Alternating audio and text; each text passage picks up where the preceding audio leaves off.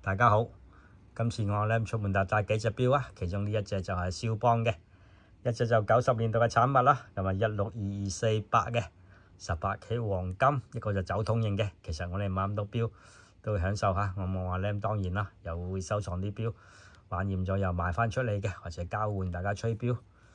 係啦，咁今次呢隻錶其實都非常之唔錯嘅，因為我覺得都佢比較薄啲，又有啲功能，個面幾豐富，有啲睇下嘅。90年代嘅產物啦，咁個 size 其實都係中性 size 啊，32啊，乘以呢度啦，甩條甩就38嘅，咁亦都係一個中性嘅手錶啦。個錶面設計都好靚嘅，因為都唔同層次啦。一個就奶白色嘅錶面，咁啊羅馬數目字就印刷字嚟嘅，咁有3個唔同嘅位置，唔同嘅盤啦。咁首先個小秒針係9點位嘅，就做得比較細啲，因為3個都唔同嘅 size 啦。咁另外日期啊、指針日曆嘅就係呢個6點位。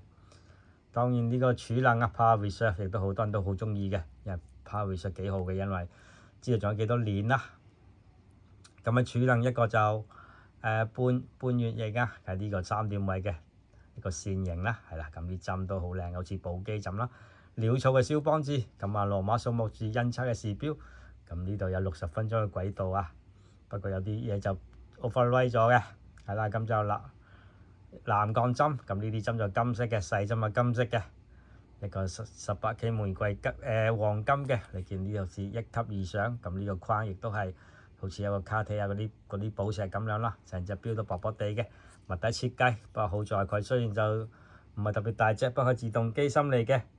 咁啊一個就9644嘅自動機芯啊，係啦，大家可以上網 check 下9644到底係點樣嘅機芯啊，應該都係唔會太差咯，係啦，因為華德都有個名嘅，有個 number 嘅，後面8粒螺絲，配上一個代用嘅錶帶，呢度就淺大象灰啦，呢個代用扣啊，好遺憾啊，因為冇原裝扣啊，所以就係代用扣啦。咁呢啲錶就都 OK 嘅，攞唔攞玩下？都幾精緻收藏，加上佩戴啦，攞唔攞佩戴下？